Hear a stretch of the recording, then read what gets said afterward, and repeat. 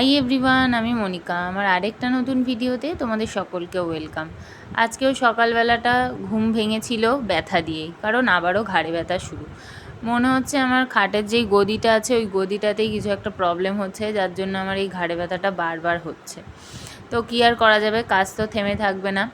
আজকে একটু বেরোনো ছিল, একটা ইম্পর্টেন্ট কাজ ছিল, তো সেখানেই গিয়েছিলাম। 12টা নাগাদ গিয়ে 1:45 নাগাদ বাড়িতে চলে এসেছিলাম, কিন্তু গেছি একভাবে আর দেখো ফেরত এসেছি আরেকভাবে। বাইরে এত পরিমাণে গরম, আমার কাছে না খুচরো ছিল না বলে আমি একটা জায়গা অবধি আমাকে হেঁটেও আসতে হয়েছিল, কারণ কোনো রিক্সাওয়ালাই খুচরো দিচ্ছিল না। তো যাই হোক, ঘেমে তো সব জলই বেরিয়ে গিয়েছিল। বাড়িতে এসে বাকি কাজকর্ম করে দুপুরবেলা একটু জল ঢেলে ভাত খেয়েছিলাম আর একটা মাছ নিয়েছিলাম, আর কারণ কিছুই আর খেতে ভালো লাগছিল না। তারপরে এই ফলগুলো খেয়ে নিয়েছিলাম, দেন কিছুক্ষণ রেস্ট নিয়ে চা খেয়ে নিয়েছিলাম। আর সাথে তো এইগুলো থাকেই ম্যাক্সিমাম দিনই। গলায় এই বেলটা বেঁধেই খেতে হয়েছে, কারণ খুব ব্যথা করছিল ঘাড়, তো মাথা একদমই নিচু করতে পারছিলাম না। আর তারপরে একটু পড়াশোনাও করছিলাম।